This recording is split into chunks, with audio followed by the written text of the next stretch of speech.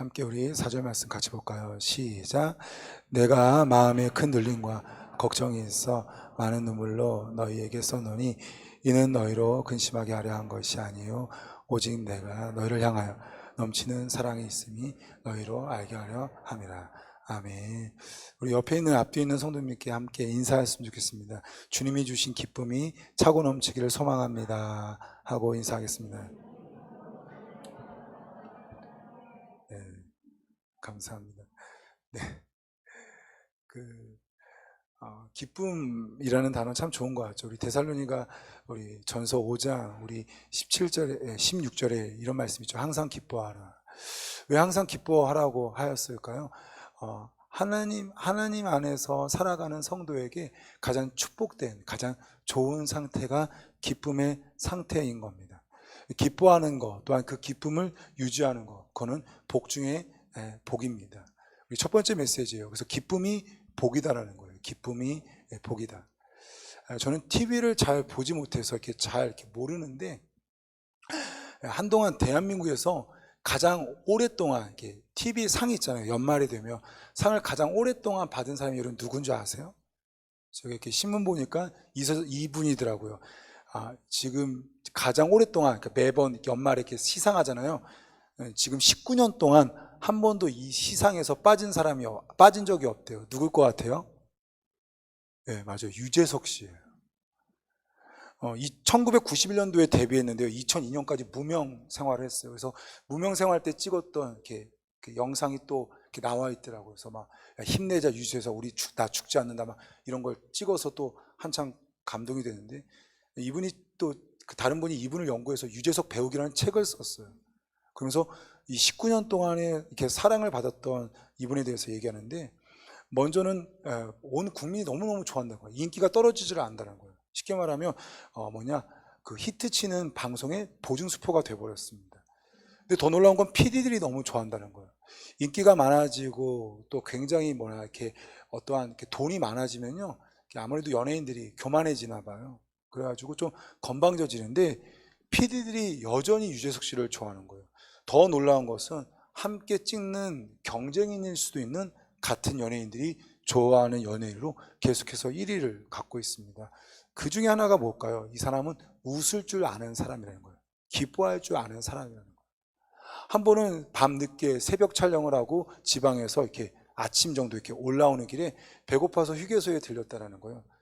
근데 이제 너무 피곤한 상태에서 이렇게 서로 아무 말도 없이 좀 이렇게 조금 이렇게 식사를 하고 있었을 때, 이렇게 아침 7시 이럴 때 누가 이렇게 사인을 10장이나 부탁하는 거예요. 일반인이 와가지고. 매니저들이 이제 말린 거죠. 지금 이렇게 좀 방해하지 않았으면 좋겠다. 우리가 따로 이렇게 보내드릴 테니까 그러지 말라고. 근데 기필코 나는 받아야겠다고 하니까 좀 시끄러우니까 유재석 씨가 괜찮다고 하면서 웃으면서 이렇게 사인을 해주더래요. 그걸 봤던 이 PD 밑에 있었던 사람들이 이제 글을 올린 거였어요. 진짜 이 사람은 진짜 멋있는 사람이다라는 거였어요. 저는 그 사람 중에 한 사람이 또 사도 바울인 것 같아요. 사도 바울이 어떤 사람이냐? 굉장히 기뻐할 줄 아는 사람이었어요. 함께 우리 2장 1절 같이 한번 읽어볼까요? 고린도 후서 2장 1절입니다. 다 같이 읽겠습니다. 시작.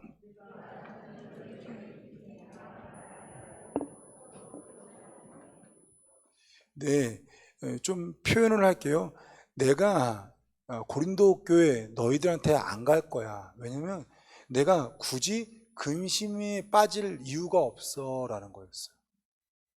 이렇게 해석하면 돼요. 그러니까 사도 바울이 고린도 교회 가기를 원치 않아요. 나 지금은 안 갈래. 왜냐면 내 기쁨을 왜 빼앗기니? 나 그냥 기쁜 상태로 있고 싶어. 상황이 어떻게 되냐? 사도 바울은 항상 교회들을 세웠어요. 그래서 여러 교회들의 상황들을 알게 되었고, 또 여러 교회들이 사도 바울에게 도움을 요청했어요. 교회를 다니다 보니까 지금처럼 은행이 없었던 시절에 사실상 사도 바울이 간다는 것은 이전에 있는 교회에 큰 예물들을 가지고 가는 선교 헌금의 전달자였었어요. 근데 사도 바울이 세웠던 교회 중에 정말 부자 교회가 있었어요. 하나가 에베소 교회였고 또 하나가 고린도 교회였어요. 굉장히 부자였어요. 근데 예루살렘 교회처럼 굉장히 어려운 교회가 있었습니다. 사도 바울이 교회들마다 편지를 쓰고 아니면 사람을 보내서 항상 요청했었어요. 이런 교회를 좀 도와주라. 근데 그 도와줌에 굉장히 미비한 교회가 있었어요. 바로 고린도 교회였어요. 그래서 그 고린도 교회에 도움을 요청했는데 지금 뭐 이렇게 진행하고 있는지 모르겠지만 도와주지 않는 걸 알고 내가 지금 이 상태로 니네 교회 가면 내가 화가 막 치밀어 오를 것 같아.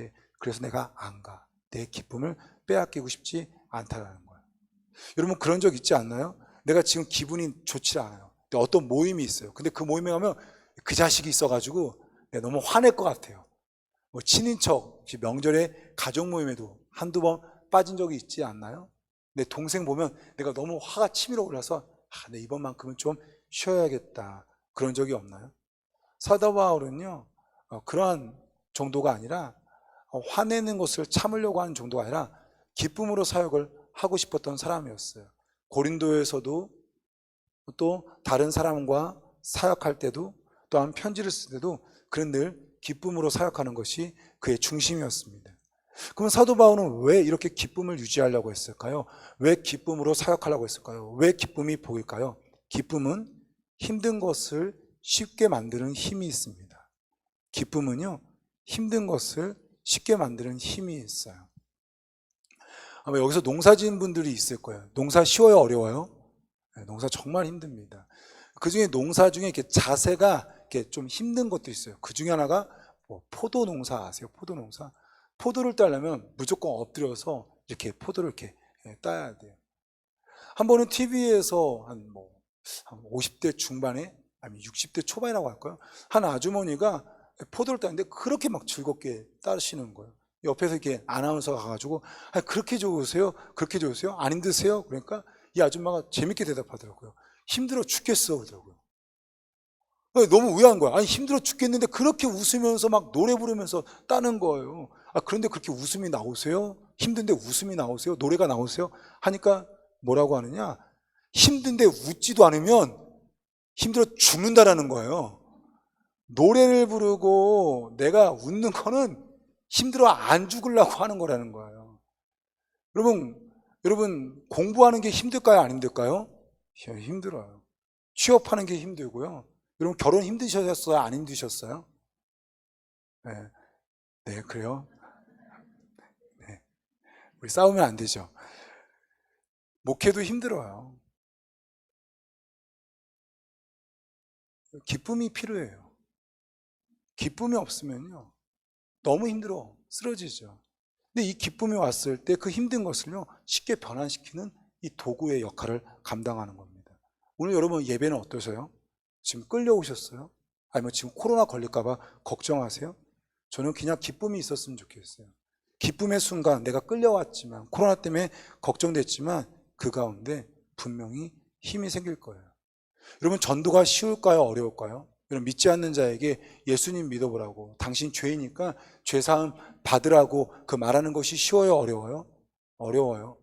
교회 다니지 아니하는 우리 자녀들에게 야 한 번만 교회 가자, 이번 주만 한번 교회 가자, 여러분 쉬워요? 어려워요? 어려워요. 얼마나 어려운지 몰라요. 사도 바울은 전도의 사역에 목숨 걸었던 사람입니다. 너무 어려웠어요. 방해도 많았고 무지하게 맞았습니다. 굶어전 적도 한두 번이 아니었고 심지어 죽음 직전까지 갔었어요. 그래서 수많은 그의 삶 가운데 도망가는 삶을 살았습니다. 사실상 그가 예를 들면 선교했던 수많은 교회를 세웠던 이유 중에 하나는 다른 곳을 향하여서 교회를 세우고자 했던 것도 있지만 또한 어떤 면에서는 도망갔기 때문에 그곳에 세운 거예요. 그러니까 경기도에서 충청도 가고 충청도에서 전라도까지 간 것은 그냥 가고 싶었던 것도 있지만 동시에 너무 핍박받으니까 도망가서 충청도 간 거였고요. 도망가서요 전라도 간 거였었어요. 근데 그런 사도 바울이 기쁨을 강조하고 있고요. 기쁨을 붙잡겠다는 거예요. 왜냐? 전도가 너무 힘들기 때문입니다. 여러분 한 주간 동안 다시 한번 기도해 보시죠. 하나님 내게 기쁨을 주세요. 여러분 정말 기쁘신가요? 그 힘든 것을 쉽게 만드는 지금 힘을 갖고 계시나요? 한 주간 이 기도의 제목 가지고 주님 제게 필요한 건 기쁨 같습니다. 기쁨을 통하여서 이 좀 힘든 것을 쉽게 만들 수 있는 힘을 내게 주옵소서. 우리 기쁨이 임하는 역사가 우리에게 있기를 소망합니다.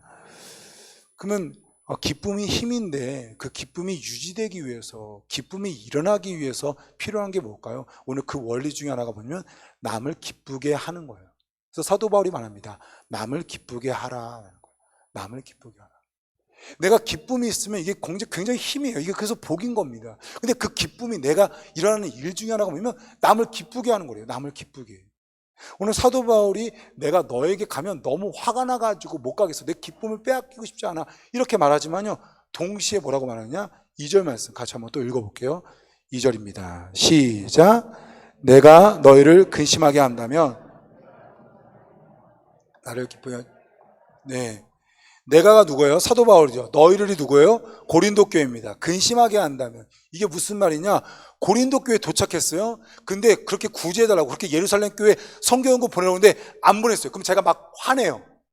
왜 그러지 않았니? 너 왜 이렇게 순종하지 않니? 라고 하는 순간 고린도 교회 장로님들과 지사님들이 어떨까요? 주눅들겠죠. 근데 내가 그런 너희들의 모습을 원하겠냐라는 거예요.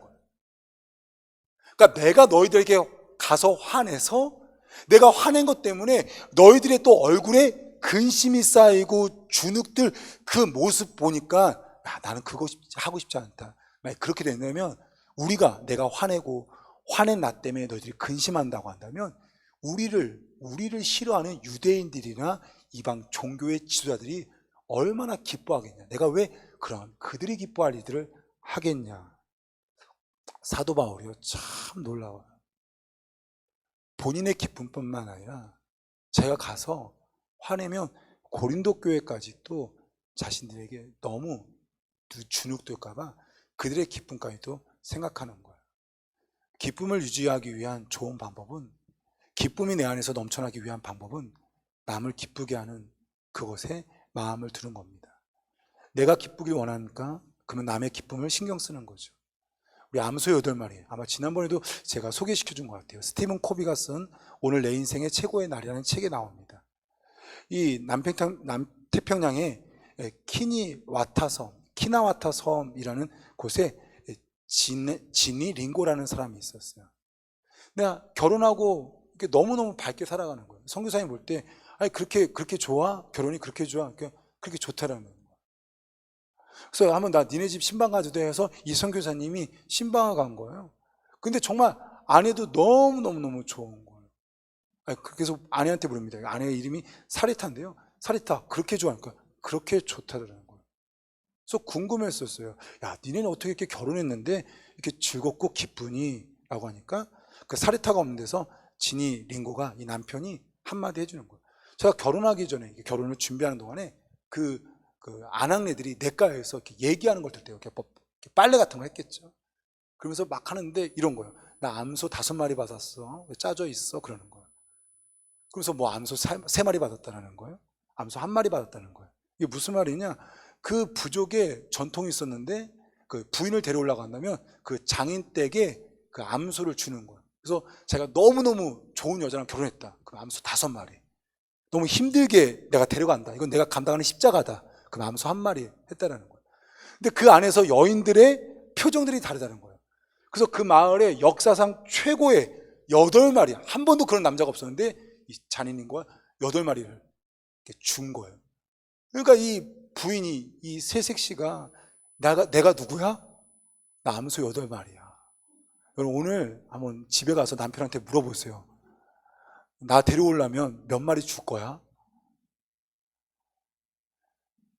암소 8마리를 받았다는 그 자존감이 그녀에게 너무너무 커서 남편에게 그 기쁨으로 대하니까 그 기뻐하는 그 아내를 통해서 남편의 기쁨이 더 큰 거예요. 암소 8마리, 다른 사람을 기쁘게 하려 했다가 자신이 기쁜 거죠. 여러분 에스더, 모르는 사람이 없을 것입니다. 성경의 사랑 또한 아름다운 연인으로 표현하는 대명사입니다. 아수르의 왕이 전 세계를 지배했을 때 와스디라는 왕후를 폐위시킵니다. 그러면서 새로운 왕후를 뽑는데요, 전국의 아리따운 여자를 각 도에 1명씩 뽑게 한 거예요. 우리 치면 경기도에 1명, 경상도에 1명을 뽑은 겁니다. 근데 전국이 어디냐? 인도에서 구스, 북아프리카까지 뭐 상상을 초월하는 지역을 뽑겠죠. 지구를 취한 미국 땅, 그것보다 더 큰, 그것에 한 주 한 주씩 하니까 미국이 51개 주잖아요. 그러니까 51명, 어마어마한 여자들이 뽑힌 거였어요. 근데 이 뽑힌 여자들은요, 후궁이랑은 다릅니다. 얼마나 대단한 존재였냐. 이 수십 명의 여인들 중에 한 명의 왕후를 뽑는데 그 여인에게 모든 필요한 물품과 심지어 시녀 7명씩 붙였어요. 그러니까 얼마나 큰 후보인지를 알겠죠. 근데 에스더서 2장 15절에 이런 표현이 있습니다. 궁녀를 주관하는 내시 헤게가 저항과 외에는 다른 것을 구하지 아니하는, 그리고 모든 보는 자에게 사랑을 받더라.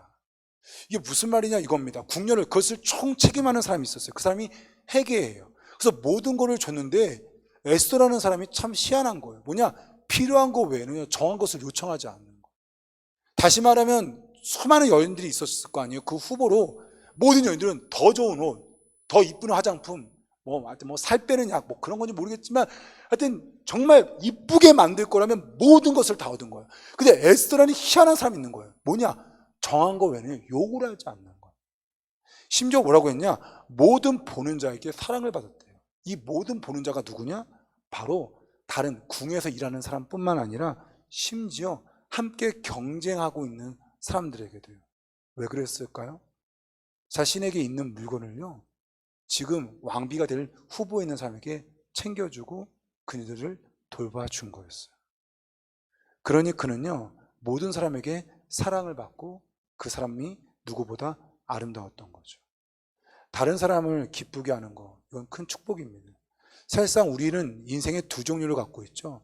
내가 빵을 먹어서 기쁠 것이냐, 내가 빵을 먹지만 내 빵을 누군가에게 나눠줘서 그 빵을 먹고 기쁘게 할 것이냐. 오늘도 우리 선글라스를 한 성도님이, 한 권사님의 가정에서 기증했습니다. 그냥 그거 팔아서 내가 돈 벌어서 내가 기쁨을 얻고 싶어요. 근데 장래에 위로해준 교회가 너무너무 감사해서 우리 이거 한 200개는 교회 헌물하자 하면서 드린 거예요. 그러면서 우리 성도들이 기뻐하고 감사하면서 오늘 가져가신 분들은 분명히 우리 황 권사님에게 카톡을 남길 거라 여겨집니다. 그렇죠? 네, 또 되면은 여러분 사진 찍으세요. 이렇게 셀프 찍어가지고 사진 찍어서 이렇게 보내세요. 그러면 여러분 그 사진을 보고 황난옥 권사님이 배 아파할까요? 너무 기뻐하겠죠. 인생은 두 종류예요. 내가 내 기쁨을 챙길 것이냐, 내가 다른 사람의 기쁨까지 챙길 것이냐. 왜 사도 바울이 고린도 교회에게 선교연금을 그렇게 강조했을까? 그것은 진정한 기쁨, 그 단계에 이르길 원했기 때문입니다. 세 번째입니다. 기쁨이 복이에요. 기쁨은 힘든 것을요, 쉽게 만드는 힘이 있다라고 그랬어요. 그리고 그 기쁨을 얻는 원리 중에 하나가 남의 기쁨을 주는 거였습니다. 그러면 세 번째, 남의 기쁨을 위해서 살다 보면 어떤 것이 일어날까요? 놀랍게 불만족이 일어납니다. 남의 기쁨을 위해 살다 보면요, 불만족이 일어나는 거예요. 이게 아주 이 딜레마죠. 우리 한번 그 딜레마에 빠진 사도 바울의 고백입니다. 함께 4절 말씀 같이 한번 읽어볼까요? 시작. 내가 마음에 큰 눌림과 걱정이 있어 많은 눈물로 너에게 오직 내가 너희를 향하여 네, 지금 사도 바울의 상태가 어떻대요? 눌림과 걱정으로 눈물을 흘리고 있대요. 느닷없이 이게 뭐예요? 고린도 교회조차도 또 고린도 교회에 신경 쓰는 게 뭐냐면 서로의 기쁨이 빼앗기지 않는 거였어요. 내 지금 기쁜 상태인데 너네들 가서 화내고 싶지도 않고, 또한 지금 너희들이 나 때문에 주눅들고 싶지도 않아 라고 했던 사도 바울이 지금 뭐라고 하고 있어요? 눌림과 걱정의 눈물로 지금 편지를 쓰고 있다는 거예요. 그러면서 오해하지 말라는 거예요. 이게 무슨 말일까요? 예루살렘 교회를 본 거였어요. 근데 구제연금이, 선교연금이 찾지를 않는 거예요. 그래서 굶는 성도가, 또한 교회에 어려운 거예요. 사역자들이 정말 힘들게 사역하고 있는 거였어요. 그 모습 보니까 어떻게 해요? 내 안에 눌림이 있는 거예요. 내 안에 걱정이 있는 거예요. 내 안에 눈물이 있는 거예요. 그래서 조심스럽게 너희에게 염려케 하기 위해서 편지를 쓰는 것이 아니라, 구제연금 내라는 것이 아니라 정말 내가 사랑으로 너희에게 또다시 선교연금 내라고 권하고 있다. 편지에 그것을 썼다라고 말한 거예요. 저는 이것을 이렇게 좀 표현하고 싶어요. 만족스러운 불만족. 오늘 설교의 제목입니다. 사도 바울의 인생관이 뭐냐? 만족스러운 불만족이었어요. 그는 항상 기쁨을 중심에 두었어요. 기쁜 것이 중요했어요. 심지어 전도하는 것도 기쁘게 전도하자. 내 기쁨 빼앗기지 말자. 그래서 항상 나는 자족하기를 배웠노니, 자신이 굉장히 큰 부자, 로마 시민권도 있는 그 부자였지만 굶어 죽을 정도로 가난한 그 상황에서도 항상 기뻐해서 만족했던 그 삶을 추구했어요. 그러나 그는 누군가의 체험을 놓고 그것의 상태에 굉장히 아파하면서 불만족의 삶을 살았던, 만족스러운 불만족의 삶을 살았습니다. 저는 그것을 가장 이해할 수 있는 쉬운 곳이 어디냐? 바로 요양원이라고 생각합니다. 요양원. 여러분, 요양원은요, 우리 어르신들, 80 넘은 아니면 70 넘은 어르신들도 가기도 하지만요, 어르신들이 가 있기에 정말 최적의 장소예요. 최적의 장소. 24시간 사람이 있죠. 밥 때 되면 다 주죠. 응급처치를 가능하고 심지어 위독한 상태에서 곧바로 병원까지 후송할 수 있는 모든 시스템이 되어 있고요. 우리 요양병원 같은 경우는 의사가 아예 상주하고 있어요. 정말 최고의 장소예요. 원하는 모든 약, 심지어 주사약까지도 다 구비되어 있습니다. 그런데요, 저는 어떤 분도요, 요양원 보냈는데 자랑하는 분 한 번도 못 봤어요. 저는 성도님 중에 신방하면서 목사님, 저 우리 어머님 하늘요양병원 보냈어요. 자랑하는 분요, 아무도 못 봤어요. 왜일까요? 최적의 장소이지만 어쩔 수 없이 보낸 곳이기 때문에 그래요. 여러분, 이게 만족스러운 불만족이에요. 내가 나를 키웠던 부모님이 노년이 돼서 지금 형편상 누구도 돌볼 수 없는 이 상태에서 결국엔 최종적으로 요양원을 보냈다는 그 사실이 우리 가운데 너무너무 불효의 마음이 있어서 그 가운데 불만족이 있어요. 어느 누구도 요양원 보내고 기뻐하는 사람이 없어요.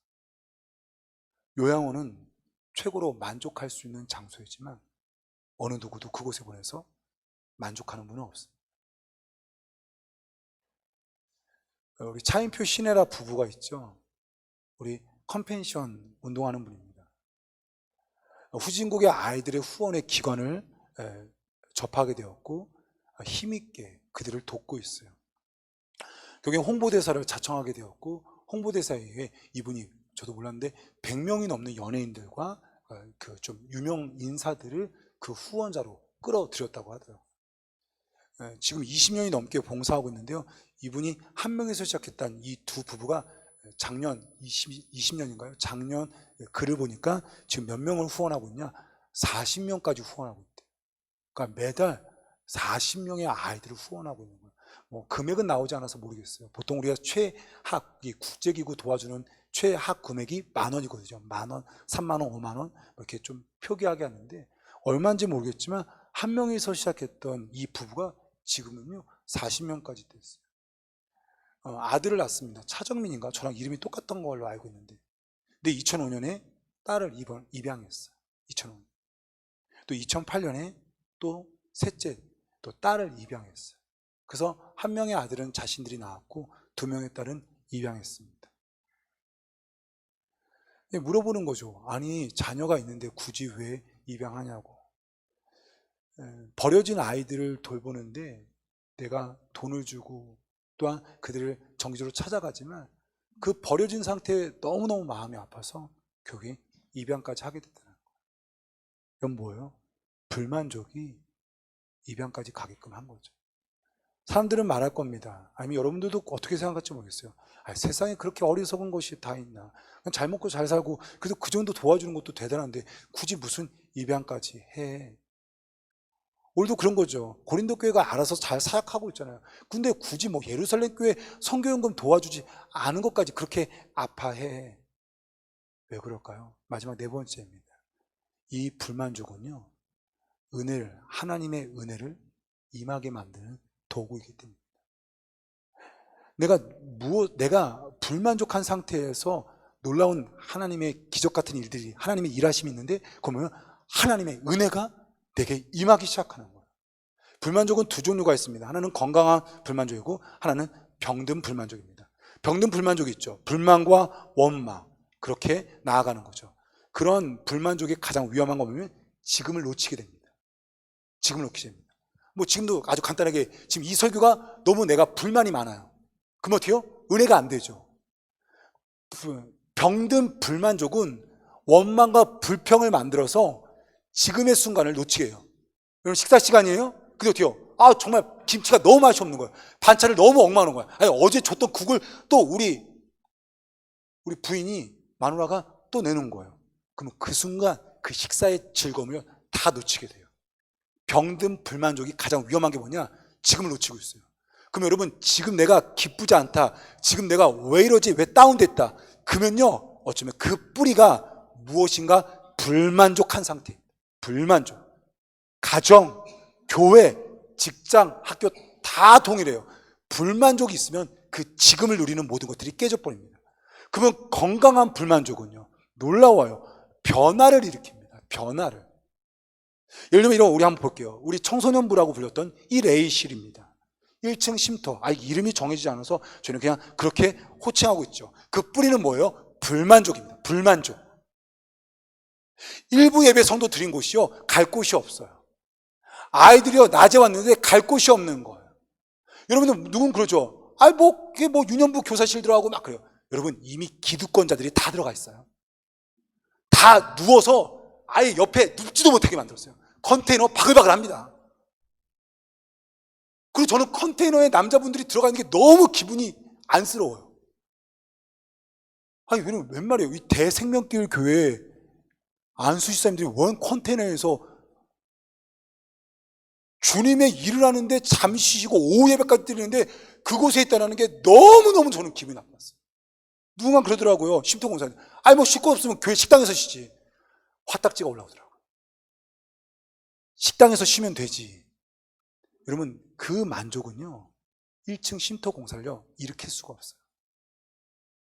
지금 우리 교회 새가족이나 기득권에 들어가지 못한 어쩌면 아웃사들이 그나마 쉽게 머물 수 있는 곳들, 그런 곳이 있어야 돼라는 그 불만족이 저 공사를 일으킨 거죠.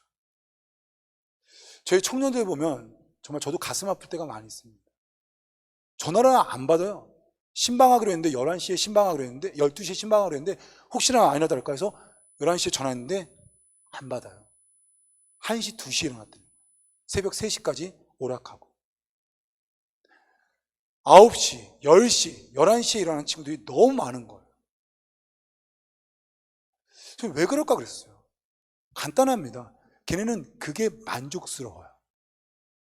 9시 일어난 내가 한심하지 않고 되게 축복의 존재인 것 같아요. 나는 사랑받기 위해 태어난 사람. 밤 새벽 3시, 5시까지 그 20대 중반에 20대 후반의 애가 취업 준비하다가 밤새 그냥 땡겨서 오락하는데도 그게 자기가 아무렇지도 않은 거예요. 왜냐? 만족하고 있기 때문에 그래요. 제가 그렇게 됐어요. 얘네는 지금 자신이 그렇게 게을러도 막 잠을 10시간씩 자도 그냥 그 나이에 그렇게 오락해도 이게 문제가 아니구나라는 거예요. 그러면 청년들 디스했어요. 자, 이제 여러분들 디스할게요. 한 청년이 물어봤대요. 아빠는 왜 집에만 오면 TV만 봐? 그럼 찔리는 분들 있죠? 아빠는 왜 집에만 오면 우리랑 얘기하고 싶지 않아? 그랬대요. 잠만 말고 TV 봐. 여러분 왜 6시 이후에 막 50, 60세 중년의 남자들이 집에 오면 TV만 볼까요? 그건 TV 보다가 내 인생 허비해도 그게 나쁘지 않다라고 자기가 스스로 만족하고 있어요. 근데 요즘 제가 읽고 있는 책입니다. 나의 하루는 4시 30분에 시작된다. 저랑 같은 좀 인생관을 갖고 있기 때문에 김유진 씨가 쓴 거예요. 이런 유튜브로 유명해져서 나중에 책을 냈죠. 시간이 되면 너무 쉬운 책인데 한번 읽어보세요. 미시간 주립대학교 나왔고요. 에모리 대학 로스쿨, 지난번에 제가 소개했던 에모리 총장 소개했었죠. 거기 로스쿨 나왔던 분입니다. 미국 변호사예요.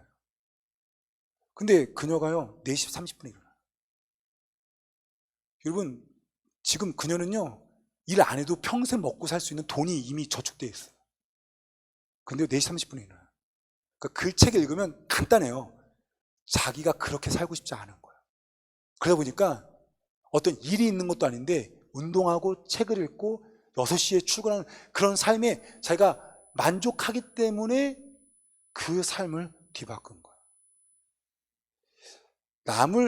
그래서 건강한 불만족이 있는데 그것은 변화를 일으키는데요. 그 중에 남을 기쁘게 하기 위한 불만족은요, 정말 좋은 불만족이라고. 건강한 불만족. 그것은 왜냐? 내게 은혜가 임하게 하기 때문입니다. 성경에 남을 돕다가 너무나 많은 은혜를 받은 사람들이 나옵니다. 예를 들면 다윗이죠.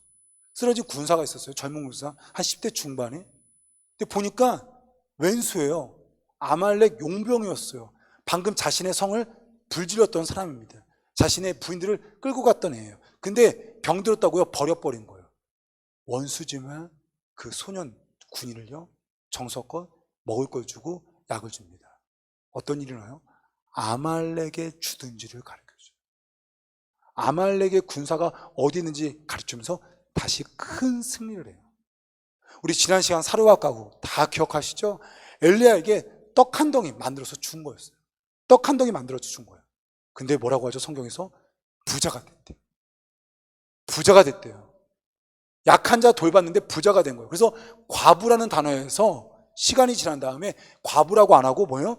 집주인이라고 바뀝니다. 명칭이 바뀌어요. 성경 한 구절에. 남을 돕다가 하나님께서 은혜 주신 거예요. 내게 하나님의 은혜가 임한 거예요. 왜 그럴까요? 그것이 하나님의 뜻이기 때문입니다. 그럼 하나님의 뜻이 무엇인 줄 아세요? 그것은 연약한 자를 돌보는 거예요. 그들을 돕기 위해서 내게 그것이 없는 거예요. 내게는 지금 그러한 돈이 없는 거예요. 그런 상황에 불만족하다 보면 하나님께서 내가 얘기치 못한 그런 은혜를 주시는 거죠. 사도 바울이 받았던 은혜 중에 하나가 뭘까요? 사도행전 28장에 보면요, 로마로 가다가 배를 타다가 유라굴라 가풍을 만나죠. 그리고 배가 파손됩니다. 그리고 표류하다가 도착한 섬이 있는데 멜리데 섬에 도착합니다. 온몸이 젖었기 때문에 춥잖아요. 가장 먼저 하는 게 모닥불이죠. 원주민의 도움을 받아서 모닥불을 이렇게 쬐고 있는데 아마 그런 풍랑 가운데 살아났던 이들은 보통 사람이 아니다라고 여겨서 원주민들이 극대합니다. 근데 불을 하다가 나무에 집었는데 그 나무에 글쎄 독사가 있었던 거죠. 뱀이 있었던 거죠. 근데 사도 바울이 물려요. 죽어요, 안 죽어요? 안 죽어요. 근데 그 원주민들이 너무 놀라는 거예요. 왜냐? 그 뱀에 물렸던 사람은 다 죽었기 때문이에요. 무슨 말이에요? 하나님이 생명을 지켜주셨어요. 독사에 안 물리게 한 것이 아니라 독사에 물렸는데 안 죽게 만든 거예요. 물론 죽음은 여러 가지로 해석됩니다. 성경에 죽음이 축복인 사람도 있어요. 그러니까 죽음이 하나님의 심판인 사람도 있어요. 또한 장수가 축복인 경우가 있고 장수가 그것이 징벌인 것도 있어요. 제가 지금 다 설명할 수 없죠. 사도 바울은 하나님께서 로마로 가야 되기 때문에 그의 생명의 축복을 주십니다. 지금 생명길 교회는요, 어떠한 재정 구조로 있어서 제가 6년 동안 저희 교회를 접했을 때 지금 이대로 간다고 했었을 때 큰 문제가 있지는 않아요. 그럼에도 불구하고 하나님께서 제게 주셨던 교회의 꿈은 교회를 위한 교회였어요. 여러분, 생명교회가 어떠한 교회냐라고 물어봤을 때 여러 가지 말할 수 있지만 여러분 꼭 이렇게 대답했으면 좋겠어요. 그 중에 하나, 우리 교회는 교회를 위한 교회야. 한번 따라해 볼까요? 교회를 위한 교회. 여러분, 누군가가 여러분, 야, 생명교회 니네 어떤 교회 하면 저희는 꼭 이렇게 대답했으면 좋겠어요. 교회를 위한 교회. 여러분, 우리 교회가 왜 존재해요? 우리 교회가 왜 존재해요? 유흥교회가 존재하기 위해서 존재해요. 우리 그랬으면 좋겠어요. 왜 생명길 교회가 잘 돼야 돼요? 방주교회가 잘 돼야 되기 때문에 우리 교회가 잘 돼야 해요. 저희는 지금 목장을 교회로서의 사역을 병행하고 있습니다. 목장은 어떤 곳이냐? 하나의 교회예요. 목자는 누구냐? 제가 교회의 영적 지도자인 것처럼 목자는 그 목원의 영적 지도자예요. 영적 아버지고 영적 어머니. 그리고 그 목장은 하나의 교회여서 그곳에 드려진 헌금은 이젠 그 목장이 그 재정을 운영하는 겁니다. 그 중에 교회는 딱 한 가지의 사역을 조금은 제안해 드렸어요. 그것은 무엇이었냐? 동행교회와 우리가 연계되어 있는 선교사님의 후원이었어요. 한 달에 한 번만큼은 그 사역을 해달라는 거예요. 방주교회입니다. 4년, 이제 5년 개척한 지 돼갑니다. 경인교대 근처에 있는 한 빌라, 상가도 아닌 빌라의 지하에 있어요. 주일에 예배 드리는 성도 2명, 주일 오후 예배 2명, 새벽 예배 2명입니다. 목사님, 사모님. 수요 예배도, 금요 예배도 2명이에요. 여러분 상상을 해보세요. 4년 동안 내가 설교하는데 뭐 가끔씩은 한두 명의 새로운 사람이 왔지만 늘 한 분의 사모님을 두고 내가 설교하고 있는 거예요. 너무 가슴이 아프더라고요. 저희 교회가 해줄 수 있는 것은 그나마 무엇일까 고민하다가 저희가 그 목장의 헌금의 일부를 그분들에게 드리는 것, 그나마 이 불만족을 조금 해소할 수 있는 것 중에 하나가 아닐까 싶어요. 여러분 그런 말이 있죠. 동네에 잔치가 생기면 거지가 살아난다고. 옛날에 동네에 잔치가 많이 있어야 된대요. 그러면 거지가 어떻게 해요? 살아난다는 거예요. 이번에도 중부협의회 우리 임종환 장로님의 큰 행사가 있었습니다. 교회는 바쁘게 돌아가고 여러 가지 일들을 감당했어요. 큰 일은 아니지만. 근데요, 이렇게 교회 행사가 있는 게 참 좋아요. 끝나고 나니까 제 책상에 꽃다발 놓여 있고요. 줬던 간식 있고요. 물 있고요. 이렇게 큰 장우산이 있더라고요. 와, 자주 했으면 좋겠어요. 초등부에서 뭐 지금 코로나 전에 초등부에서 막 그 총전도 주의를 해요. 그러니까 떡볶이 잔치를 해요. 그럼 제 방에 떡볶이가 이렇게 놓여져 있다니까요. 제가 기도해요. 자주 했으면 좋겠다고. 제가 떡볶이 되게 좋아하거든요.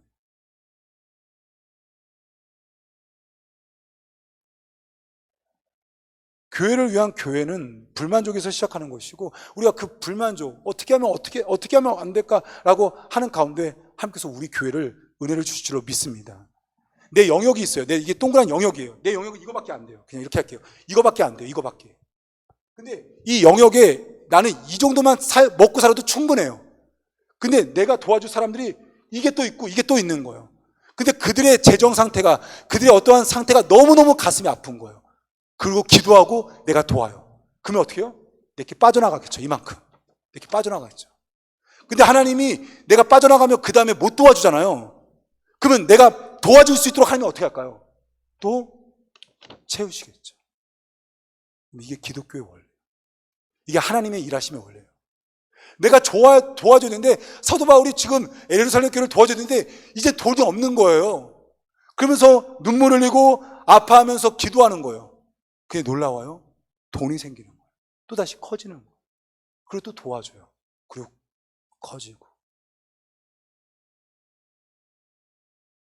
우리 교회, 우리 생명길 교회 성도님들이 어떻게 사업이 잘 됐어요? 어떻게 그렇게 자녀가 잘 됐어요? 그 고백 중에 하나가 아니 그냥 저는 그냥 저 교회 도와준 것뿐인데 저 성도 도와준 것뿐인데 하나님이 저에게 도와주라고 더 잘 도와주라고 이렇게 은혜를 주시네요.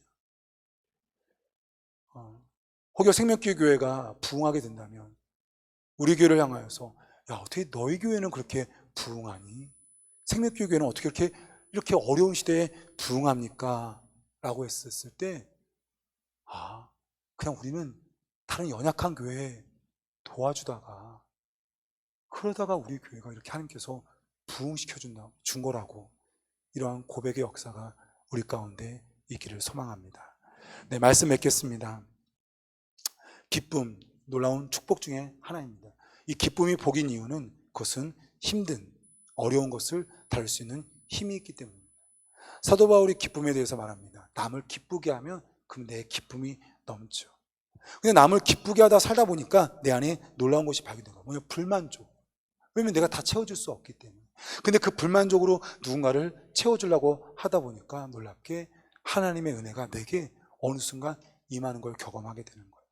우리 생명길 교회가 또한 귀한 성도님들이 이 놀라운 원리가 우리 가운데 임하기를 소망합니다. 우리 함께 일어나셔서 찬양하겠습니다.